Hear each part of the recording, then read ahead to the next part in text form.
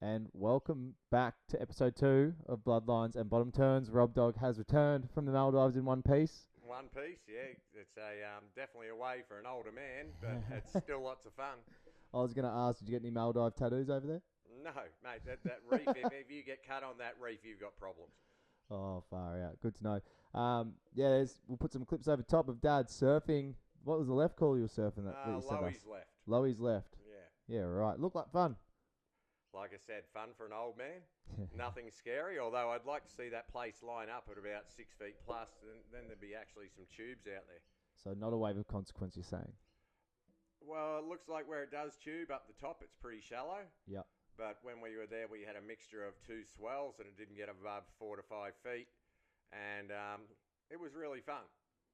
Nice. All right. Well, let's get stuck into this episode's topic. Today, we're going to be digesting and reflecting on what was the Western Australian Margaret River Pro, which just finished yesterday. We're also going to be talking on the passing of a pioneer of surf film industry, Jack McCoy. R.I.P. Jack. And then, we'll also, I want to chuck in, we've had a few people ask for some tips from Robbie. So we're going to do a Robbie's tip. I don't know what, I've sort of just sprung this on him then, so he has no idea what he's going to say, but we'll figure that out when we get there. It is amazing. I do have guys reaching out to me for tips that are intermediate surfers. So, obviously the guys that are ripping, they don't need too many tips at all. Nah, but if there is anyone out there that does want any form of tips, drop us a message on Instagram and we can bring it up in the next episode. So let's dive in. Western Australian Margaret River Pro. Did you get to watch much of it when you were over there? I did. I did more recaps because I was surfing 3 times a day. So it was just the recaps of the heat, all the good stuff, the scores. The judging was pretty good. Yep. Again, I thought. But for me, it was just sensational watching Geordie just looked so composed through the whole event, whether it was big or small. There was no fear in his eyes with anyone who he competed against, and he just knew what he was in for when he went out there, whether the swell was big or dropping off, and what he had to do to achieve a win.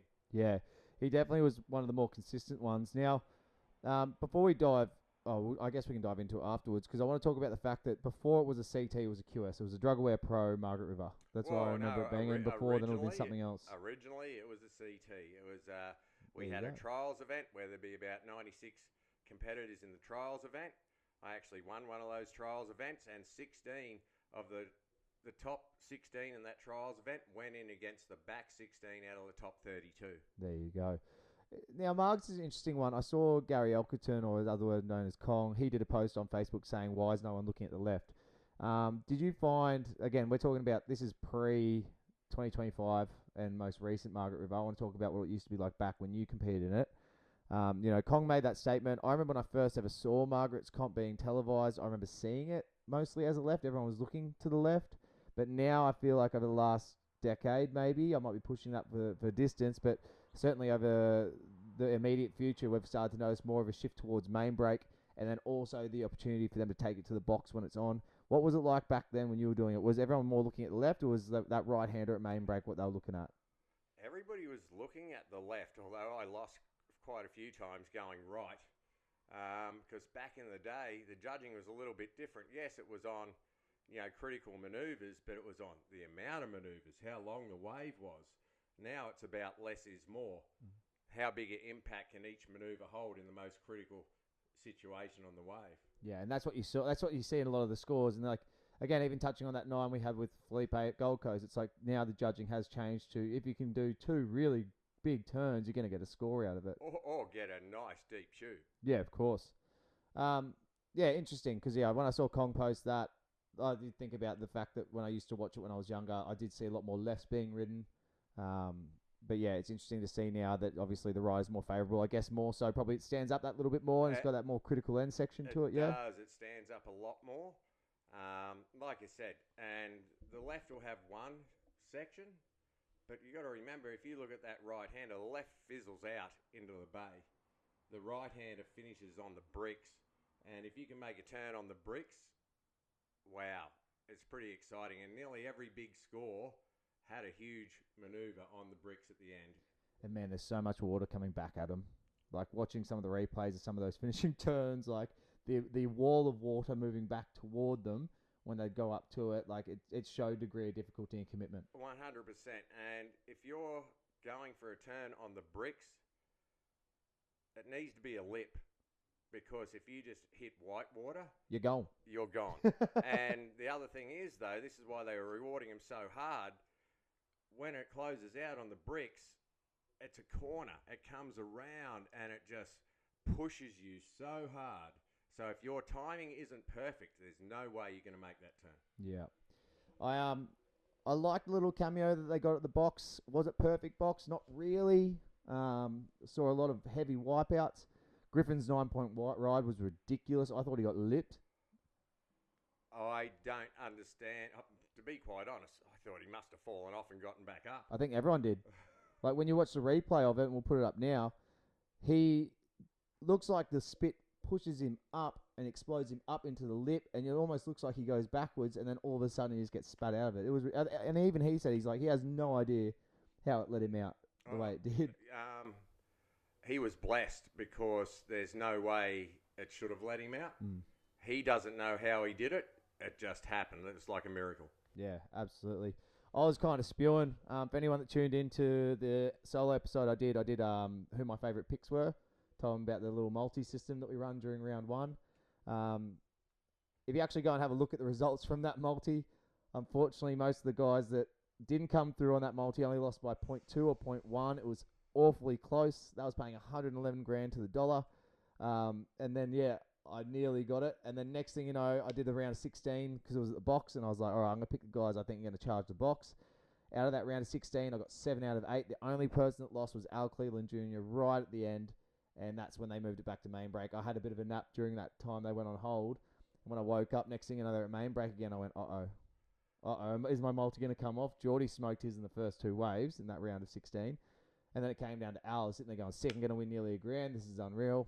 Al Cleveland must have been drunk when he was out there. I don't know. He didn't catch anything at all and looked out of sorts. It definitely wasn't the best box I've ever seen. The last time they took it to the box, you were just in awe of what some of the crew did, like Italo and others. This time, it looked like it had 2 swells running, and there was, guys were too deep. It was hitting on the ledge. It was hitting those boils on the outside, which are super shallow. So really, it came down to who was in the right place at the right time and who had the balls to go. What about, it was really interesting. I did say in that solo episode, Conor O'Leary was one to watch if they had waves on his back, on the backhand, if it was big at main break, and he did really well. So hats off to you, Conor. Always, Conor. I know you're stinging to get back and see Steph and your little bub, but one thing I noticed when it hit the round of 32 on that day where it was massive at main break, how undergunned some of them looked with their board size. And so what I mean by that is when you go and look at the replays, there's a lot of sluggish turns. There's none of that progressiveness. Obviously, being such a big wave, like when it's pushing 8 foot plus, it takes more time. You got to draw your turns out more. But I don't know. Me personally, and again, take this with a grain of salt, I sometimes was wondering, are they doing their bottom turn too deep? And are their boards too small? Because by the time they're coming back up to start their turn, they're having to start their turn halfway up the face, and they're losing speed as they're doing it. The only person that was able to actually project through their turns, which is no surprise due to his size, is Geordie. Hence why he went on to win it. And our female winner, Gabby Bryan. Mate, she throws more spray than we do, that's for sure. But they worked out, and this is why they did so well, is they worked out how deep to take off and where to start their bottom turn, which put them in the right spot to actually draw that perfect, powerful line through the bowl. Yeah, it was it's interesting, and I think women's surfing's come a long way, but I really didn't pay attention to the women's rounds in this event as much. I think probably because the way they ran the format this time, that I wasn't sure when the women were on. Obviously, I'm working a lot more at the moment, so the time that I spend watching the event is a bit limited compared to what it was. But, I got to watch finals day, but, Isabella Nichols, again, just consistent as ever. She won it last year. Tell you what, she was close to getting through in the semi. It was the semi she lost in. and the only thing that cost her was her highest scoring wave. She lost a little bit of control on the first turn. She made it, and the second turn was beautiful, but it was the slightest where the legs gave way that little bit, caught a little edge, so it wasn't as clean a turn, but I thought that wave was phenomenal. Yeah, right. Well, that's the thing. I watched the replay when they did a recap at the end of finals day, and yeah, Isabella looked like she was surfing really strong. Really strong. So, and for a girl from the Sunshine Coast in big waves, yeah, pretty darn good. Absolutely. Do you think Margaret's deserves to be on tour? I'm just going to put I'm going to throw my 2 cents in the ring now while you think about your response. But I believe there are so many better waves they could be running an event on. I understand the history as to how long it's been running there and the tourism that it brings to WA as a state. But to me, I just feel like there's other events they could be investing their money into, not even just in Australia, possibly like Indonesia or somewhere along the lines that they're going to get probably better quality waves more consistently. Okay, can I just touch on something that goes along these lines is why is Australia the only place with 3 events on the Pro Tour? Okay, and that is because each state government sponsors the events and they get right behind surfing in this country. I'd love to see it where France has an event at least, Spain has an event, Portugal has an event, just like it used to be back in the old days where there is actually a tour and it's not costing the guys quite as much to bounce back and forwards because they're just going around on a circuit. Yeah, just do a round trip ticket. You know, so hats off to the Queensland state government, the Victorian government and the WA government because they are keeping the sport of pro surfing right up high in Australia. Yeah, definitely. But I think that's also what we were talking about last time. It comes at the cost of how many Challenger Series we then get and how many QSs we then get for our other, more levels below because most of the money is going towards those CT events. But at the end of the day, it is a business. We've all got to remind ourselves that. And so in order for them to draw up the best possible return of investment, you get the best of the best. Correct. It's a shame, here in this country, our QSs are all small. They're tiny. What have we got? 3,000? Oh well, we got the Newcastle Pro Merriweather. That's a pro. CS. That's like there's a CS that's a now. Challenger Series. There you go. So that was the biggest one we had. I mean, when I last did the QS, Avoca was a 3-star, Boomerang was a 1-star, Tweed was a 1-star. Even though it was such a big comp, I'm pretty sure. No, I think it was a 3. But just the fact that it does go up to 5,000s, but now at 5,000 they might as well turn it into a Challenger. Well, this is where they've got Cruy. Like they still run Cruy as a part of ours because it's Australasia Pacific. And I think Cruy's a 5,000 or a 3,000. It's one of the bigger ones. That's why a lot of the boys are going over to Cruy. I mean, it's a good excuse for a holiday as well and a tax write-off for them. So again, with Indonesia, thanks to local governments, they sponsor the events because it's all about tourism. Yep. I think that's why Cruy has it because they're trying to get more people out there to see it. Yeah. So, look, obviously now Geordie's got the yellow jersey too, heading into Trestles, I believe they're going into next. Yes, Trestles is next. It's in about another week or so. 9th of June it kicks off. 9th of June. Well, that's when it's meant to kick off. So I'm going to step back a few minutes. Geordie went left at Margs. Oh, well, here we go. We can touch on this. And he got a 6, I think it was a 6.2. Now, the funny thing was, he went left previously, and the wind was really strong offshore. He did one nice turn, went up for the second turn, and he let the fins release, and the wind got under the board, and it held him up. He didn't make that turn, so it was a very low-scoring wave. The next left he caught, he learnt from it, and he kept the fins in the face of the wave, and every turn drove through spray, and this left actually closed out in the end, and he got to absolutely tag it and project out at the end. Yeah, that end turn on the left. Like I was shocked when I saw that end section pop up for him because when you think of the left at Margaret River over the last few years, it's just a big burger. But he managed to jag one that had that end section, which is what we said it before, which is what the judges are liking. They want to see an exclamation mark at the end every single time. When Margs gets small, the left will have a closeout. When Margs is big, it pushes out into the bay. Yep. Yeah, well, that's what it looked like. So, Yeah, it'll be interesting going into Trestles. I feel like Margs, it was like a bomb went off in the ratings because of how many of the top seeds got knocked out. Like, most of the top 10 were going pretty quick. You know, it was quite insane to see a lot of us Aussies, you know, take a hard dive. I know Connor represents Japan, but he's still a Cronulla boy. Yeah. You know, he was probably the only one that really gave it a good nudge. I'm really loving this year because it's really evening out. The run towards the final, crew back in 14th, 15th, they can still make it from here. Yeah. I'm a little bit disappointed to see, you know, the likes of Lobby and Georgie Pitter heading back to the Challenger Series. I would have liked to have seen both of them make the cut. I think both their surfing, in my opinion, style-wise, is worlds ahead of some of the guys that are ahead of them on the ratings. But as we know as competitive surfers, it's not about your style anymore. It's about consistency. And unfortunately, it wasn't there for them. Both of them drew extremely hard heat draws at the first half of the year. Oh, yes. And so right now, it's time for them to go back and get down and dirty with the crappy waves on the CS. Yeah. Well, that's it. CS and QS series are renowned for crap waves, and that's why you everybody out there's got to understand. Pro surfing is just like having a job. You've got to start at the bottom, and you've got to work your way up. And, you know, the QS, wow, the waves are terrible most of the time. Okay, Yep. the only place the QS is good is Indonesia. Yep. Maybe Hawaii gets a couple. They've only got a couple of events. Indonesia pumps, and they are absolutely blessed. The only problem the Indonesians have is unless they're travelling like Rio has, and Rio's been travelling around the world where the waves are crap, they all surf good waves all the time.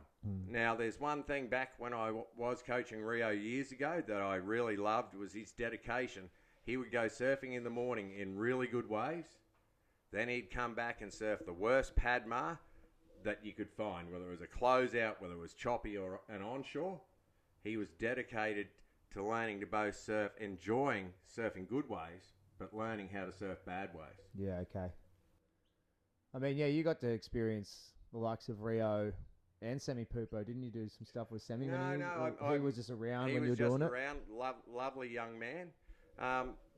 Coached a lot of kids in Bali, a lot of expats, some Indonesians. And again, the biggest issue was for the crew that haven't made it and basically stopped competing now. I said, you need to come to Australia and learn to surf really bad waves. They said, why would we want to do that? We get pumping waves all the time here. I said, well, kiss your pro surfing career goodbye. Yeah, it is one of those things. Anytime you do the QS, and for anyone that has done a QS before, they will know. Like you said, it's rubbish waves. Like, remember when we went to Boomerang those few years ago, my last year doing it, and we got to Boomerang and it was dead flat, basically. It was half a foot. It was knee height. Shane and I, when we were doing our free surf, we were barely even catching any waves. Ross was getting frustrated. Shane and I were trying to find something. Biggest settle of the day was waist height. And that's where they're running a comp at, you know? Well, you got to remember QSs don't have any lay days. No, it's just run. They are just set on the days that they are set. They've got permits to hold. And crew are travelling. They can only allow those 3 days or 4 days to run. And if you can stand up, that's back like the days when the ASP was around. If it was 12 inches high, they ran the event. Yeah. So before we delve into the next topic, we'll keep on with the current standings now after WA. You know, going into Trestles, I feel like Trestles is renowned as being like the skate park of surfing because you've got your left and the right off Trestles, cobblestone beach. It's pretty consistent. I mean, from what I've seen with competing, like every time they run an event at Trestles, there seems to be some form of wave there. Who are your picks moving forward now the cut's happened? Who are you thinking? I know who in my mind, which are my usual favourites or usual people I think of. You know, to me, it's Felipe, it's your Italos, it's your Ethans. I feel like Jack Robbo's consistent, but I just don't feel like he's going to have the spark as much as what, you know, Ethan and Felipe and Italo will have moving forward into it. You know, Barron Mamiya's there. I feel like Barron may not do as well as what he's probably going to hope for there. He needs something a bit more bigger and a wave a bit more consequence than, say, Trestles. Geordie has lived there, so he knows it. Okay. The whole thing, like moving, like you said, the race is becoming so close to the final five with how many big names have gone down early. So my ultimate favourite is Felipe for that event. What I love about Geordie is Geordie knows how to flow and still be progressive in tiny waves. Italo will be right up there. I think Ethan's my favourite surfer. Okay, I do think Ethan needs to get a little bit jiggy with it and maybe start putting some airs together. Of course he can. I've seen him do big airs. Yeah, you can rely on your rail game if there's a bit of swell. If it's small and you've got Felipe doing, the waves 2-3 feet and he's going 4 feet off the top full rotation, how do you beat that? Yeah. Well, that's where, you also got to think about the Colapinto brothers coming into trestles. Oh, home break. The home break advantage. Griff's 10-point ride at Margaret's was absolutely ridiculous, that full row, with that wind blowing against him. I think that blew everyone away. On the bricks too. Well, when he did that first up turn, I was like, why is he going to continue on with this? Is he going to do one big closeout turn? And it wasn't a closeout turn. It was a full rotation and reverse onto the bricks. Well, that first thing wasn't even a turn. It was just like a high line setup. I think he planned that from when he took off. He looked down the line, saw the closeout, and went, "I'm hitting that." Yeah, hats off to him for that. It was wild. But yeah, back end of the season is going to be a very interesting one. Again, I haven't enjoyed pro surfing as much as I am this year for years. Yeah. And next year I'm going to enjoy it even more. Yeah, absolutely. And I think, again, hats off to the judging. Like you said before, the judging this year, yes, there's been some questionable ones, scores go down in the earlier events. I feel like they are getting better and more consistent as we progress through this season, the judges. I feel that they are. I actually spoke to you about this. I heard the commentators say how the judges aren't getting the same view as us close up on our TV screens and computer screens. Now, I'm hoping that they are, because how can they actually see what we're looking at? Because if they're not seeing what we see, we can pick the judging apart. Mm-hmm. Okay, if they're seeing what we see, well, they're judges. We're not judges. Even though we've been qualified to be judges, they're the best there are. Okay, but if they're looking at it from a distance, they can't see the intricacies of what that person's doing in the water. Well, we were talking about last night, heading towards, you're talking about Chopu. Oh, so again, I've heard the commentators say that the judges are only getting a front-on vision. I hope I'm wrong, because if they're not getting the vision back into the tube, how can they see the degree of difficulty in the technical riding of the barrel, how deep they are on the foam ball, whether they're getting lifted up, all that sort of thing. So again, we know a couple of judges on the tour, so we should actually get them on one time and clarify it. We will. I know one in particular who I'll be messaging to ask if he'll come on. But because we had this little, well, not debate, but I sort of said it to you last night. I was like, yeah, but the judges get to watch the replays. Yeah, okay. So again, my thing is, if they're only seeing it front on, they're not seeing everything. I'm not saying give them every angle. Okay, and crew were blowing up about Julian Slob air at Burleigh. Okay, I thought it was brilliant. If the judges got the right angle, they would have seen it maybe a little bit differently. That side-on angle, looking back, how high, how tweaked out his tail was, where he grabbed. Felipe still won. Mm-hmm. Okay, I've got no doubt about that. But it could have been even closer. Yeah, we discussed that. Look, I think, considering they're going to be doing the final 5 at Cloudbreak, you'd want to hope that they've got that front-on angle from the hut, but then they've also got a barrel angle looking into it, because anyone that can appreciate, or everyone that does appreciate tube riding, knows when you see the guys grabbing rail and having to pump back up and get that board moving because they've gone too deep, or whether they're in the barrel, they disappear and they get spat out. Like you said, it adds a whole other degree to it rather than seeing it from the front. And 100%. And I'm excited for Cloudbreak, but you're gonna go, really, Dad? I hope Erin Brooks makes the final because I've been at Cloudbreak when she's there. And wow, I've never seen a woman attack Cloudbreak like that before. So deep, going so fast, pumping in the tube, attacking 6 to 8 foot lips, going into layback turns off the top on a 6 to 8 foot wave. When I saw Erin there last year, and this is before she made the cut, obviously, I was like, wow, this girl is incredible. Well, even like her tube riding to me is probably, from what I've seen, up there with some of the best when it comes to the women. I think about that. Was it? I don't know if it was a 10 or whether it was a 9.43 that she got at Snapper a couple of years ago. It was a 10. It was a 10. And she pulled up, like took off behind the rock and just got absolutely pitted. Like she can get barreled on her backhand and forehand. And I feel like backhand tube riding is where a lot of the women have like an Achilles heel, is their backhand tube riding. But Erin Brooks, it's not. Obviously for her being at Cloudbreak, it's not on her backhand, it's on her forehand, which makes it then even easier for her to read and then pick the line. So, yeah, I'd love to see Erin Brooks in the final 5 surfing Cloudbreak too. And I reckon she'd be a force to be reckoned with if she made it there. To be quite honest, and I'm not putting any other girl down, if she makes the final 5 at Cloudbreak, I cannot see another woman beating her. Will you put $50 on it? I'll put $50 bucks. We'll put $50 on the sports bet account. Yeah, Erin Brooks to win Cloudbreak. Erin Brooks at Cloudbreak. All right. And providing it's over 3 to 4 feet. If it's 6 feet and above, mate, I'll put $100 on Erin. You heard it. You heard it here. All right. So something a bit more somber to talk about is the passing of Jack McCoy. Obviously, he was doing a lot of movies back when you were around my age and a bit younger, I'd say. Yeah, he was. He did all the Billabong movies. Jack was a lovely guy.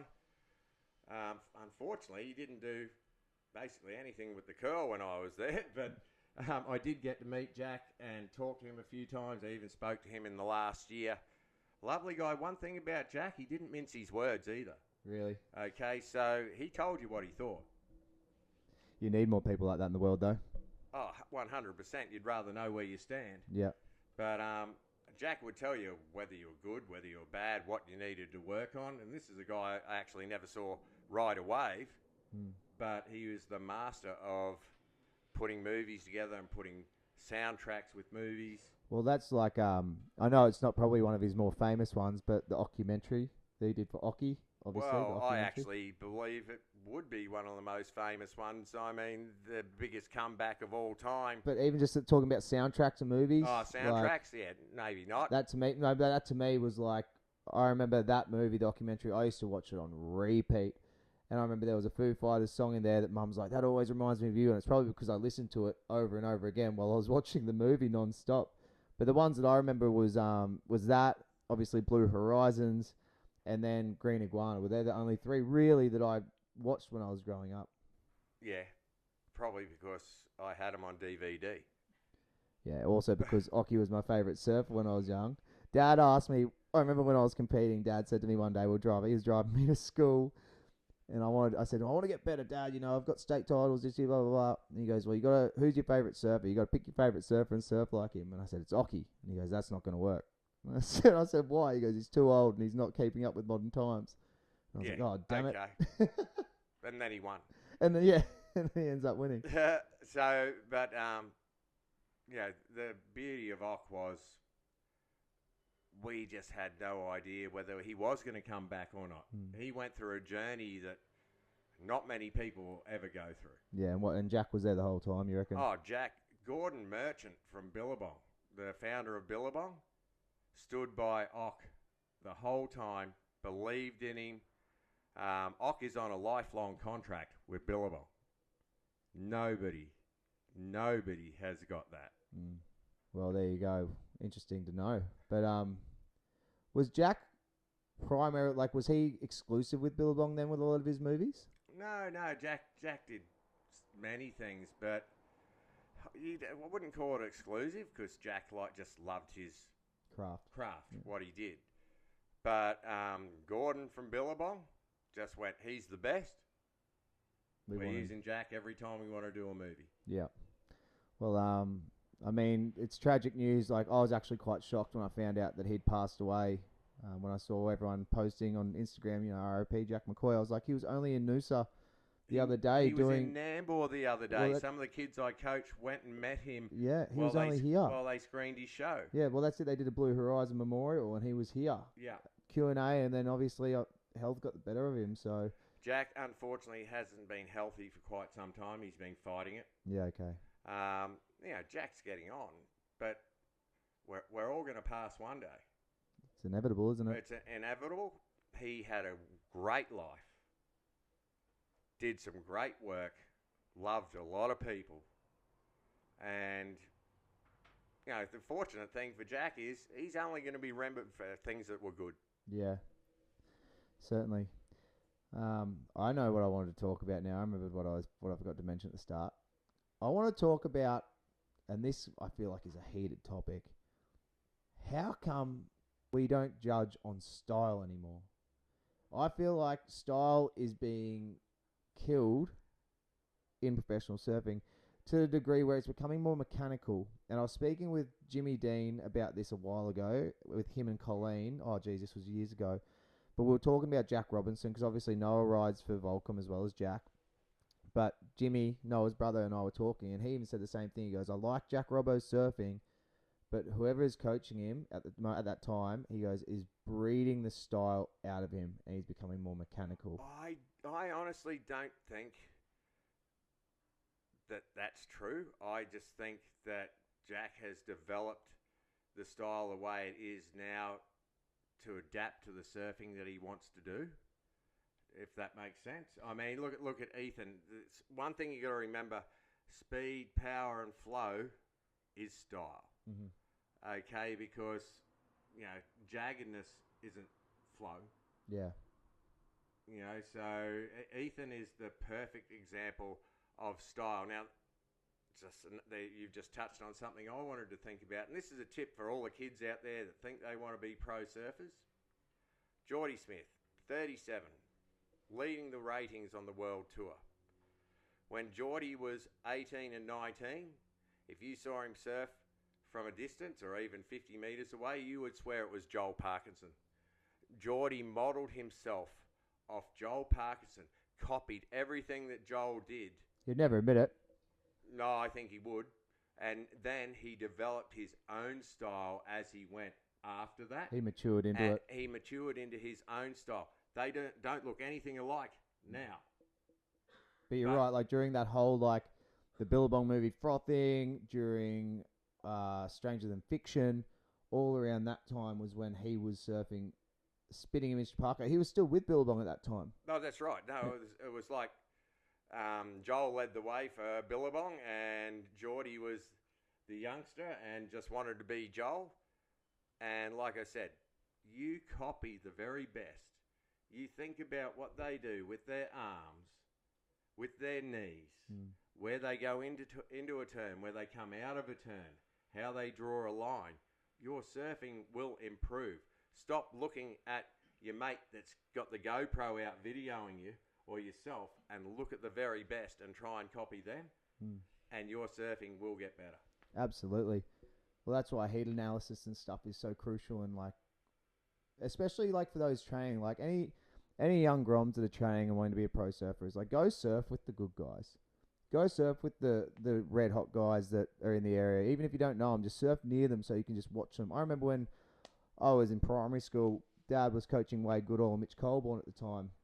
And I'd get up in the morning and be like, Dad, I want to come to training. He'd be like, no, you can't come to training with these guys.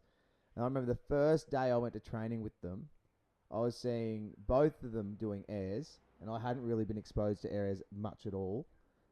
But just to be around a high caliber of surfer helps you then improve as well. I'm not saying don't go surfing with your mates. Yeah, you got to have your mates to go surfing with. But like you said, if you want to improve, you watch the best. You watch the ones above you so you can learn from them. Even when I came and did training with you down at Caloundra, when you were training the Wind and Sea crew like Ash Tutton, Nick McDonald, those crew, Reef Hazelwood, obviously Reef was tiny, but Reef improved a lot from being exposed to surfing with those boys. With the older boys. Like Nick McDonald, when he was 15, 16, was a copycat of Andy Irons. Oh, he was. I remember Wade Goodall coming and having a surf while we were training one day, and Nick did a massive air, basically overweighed, and Wade's gone, wow, that kid's really good. But Nick just didn't have the competitive drive, or the willing to be disciplined to make it. So Macca was always a bit hot-headed when we were young. Love him to death. To be a pro surfer these days, it's not being a rock star anymore. You have to be a disciplined athlete. Yeah. You have to look at your faults. You have to work on your weak points. You have to surf to your strengths when you're competing, but then fine-tune what you're not getting right. Yeah. But yeah, definitely like watching surfing. That's all I did as well when I was younger competing. When I did my best, I was watching surfing non-stop. And then surfing with guys that were better than me, and obviously still surfing with my mates, but making sure I spent time training with the guys that I was like, I want to beat them one day if I can. Listen, it's funny. So we'll go back to the discipline part. You have to live life and fit into society and do everything well. But the dedication to be a pro surfer now is nothing compared to what when I say nothing, it's at a whole new level. Go on, tell them what it looked like being a pro surfer back in the 80s. To be a pro surfer, well, I wanted to be a pro surfer because I got told I couldn't be. I never had any desire to be a world champion. I just want to, excuse language, stick my finger up at the guys that told me I couldn't make a living out of it. And I was still making a living out of it, which is great. But, back then, Rab knows. Rab was the one that broke down the doors, a heap of them. And then we all benefited, and we benefited a lot. And we got paid to go surfing. But we were paid to do photo shoots. We were paid to compete. But then we just go and do stuff with photographers for magazines. It's a totally different kettle of fish right now. The boys are in the gym. Yep. And they're in the gym all the time. How many of the boys back when you were on tour, how many of them had coaches traveling with them? Very few. I was fortunate for 1 year. I had the ex-head judge from the World Tour, Steve Fuchs. He was Barton Lynch's coach. I travelled with him for about 4 to 6 months as well. He coached me. And the best word of advice Steve ever gave me was stop trying so hard. You're surfing well. Time it. Stop trying to karate kick the thing and just time it with the wave and everything will work. Yeah. Interesting, hey, because like you look at it now and, Dog Marsh has got his squad, Tommy Witts has got his squad, Louis Egan's got a few crew. Like, you look there's just coaches everywhere following these surfers around. Let me tell you, those coaches, I have some knowledge, but those coaches have a lot of knowledge. I think you're undercutting yourself personally. Well, listen, it's good not to have a big head. And look, this is coming from, for the record, this is coming from one of your pupils. That used to fight with me. Correct, because I'm your son. I'm not biased because he's my dad. I used to put him through the ringer when we were doing training because I thought he was full of shit. Excuse my language. And then he would send me down to Dave Davidson. I went down and did stuff with Caney, and all of them are like, "Why are you asking us when you've got your dad? Why do you come to us when you've got your dad?" I think you're just as good as some of the coaches that I know are on the tour. You might have a different approach, as they all should do. But all I'm just trying to say is I just find it like when you see Groms that are wanting to be professionals, this is where I'm getting at, and they don't have a coach, they're just going off raw talent alone. I feel like that is not a bad thing as such, but they're not giving themselves the best possible chance. Because if you're looking at the pros, and if the best of the best have got a coach, what does that tell you? Because they still know there's some room for improvement for them. And I feel like those that don't have a coach that just go after it may possibly just think that they don't need one. The truth of the matter is, you look at most professional athletes around the world, there is some form of mentor figure in their career being a part of that journey with them to keep them level. There is. I love Dog Marsh because I love his attitude, because that's how I am with everybody I coach. I'm not going to pee in your pocket. I'm going to tell you the cold, hard facts. I'm going to tell you that you surf good enough, but this is where you're going wrong. Gabby Bryant won, and up until the semi-final, Dog was going, what about this? What about this? What about these mistakes? They're going to cost you in the end. And you can be the best, a really good surfer, but without that knowledge and the actual coming back to reality, you aren't going to win. Yeah. What let's end this with Rob Dog's tip of the week. Is there anything you want to give a tip following on from anything we've just said? Yeah, I want to give a tip to all those people that go to gym to get surf fit. It doesn't work. Are you having a stab? Are you having a stab at me? I'm having a stab. Listen, core strength, glute strength, leg strength, great. But surf fitness, the only way you will get surf fitness is to get in the water when there's no swell, like John and all the Hawaiians do. They get on a big board and they paddle for miles.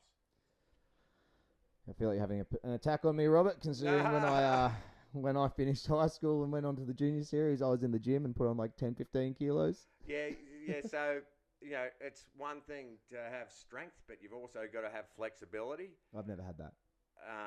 And like I said, and not having a dig at anyone, but so many people that are intermediate surfers, they come and tell me, oh, yeah, I've just joined a gym so I can get surf fit. Sorry, you're wasting your money. Yeah. There is one form of training that I feel like you could vouch for, which is what we do with your son, my brother Joel, which is functional range movement. I know you were saying that Brad Gerlach is doing it at the moment. Yeah, Ger's doing it at the moment, and I'm a testimony. I spoke to Ger a couple of weeks ago, and up until probably 2-3 years ago, I was ready to give up on surfing, particularly small waves. And I've been doing this functional range movement for about, 12 to 18 months. Mm-hmm. And now I can surf small waves. I can jump to my feet. And I'm surfing as well as I have 20 years ago. Yeah. If anyone has any questions about that, message Joel Sherwell. Yeah. Ask him about it. Even message us and we'll put you in contact. Or we can put you in contact with him. It's more injury prevention and mobility, but strength within range. Well, for all the old people, old guys out there, you're seizing up unless you're doing it. You're losing your mobility through your hips. Okay, and the more we sit around and do nothing, the worse it gets. Your lower back will seize up. Honestly, guys, it's the best thing I ever did for my surfing in my old age. There you have it. All right, well, tune in next week, which I'm sure we're probably going to be breaking down what is to be the Lower Trestles comp. We'll probably give our picks on who we think the fantasy surfers should be, and maybe we can go through a little multi together for everyone as well. Yeah, unfortunately, it's not hard at Trestles, guys. No. And unfortunately as well, it means the multi's going to be even harder because it's a playground for everyone. Correct. Have a wonderful week. Thanks for tuning in. If you haven't already, guys, like and subscribe down the bottom, and we would love to hear from you again. Send us a message on our Instagram, Bloodlines and Bottom Turns. We look forward to hearing from you and seeing you guys next week.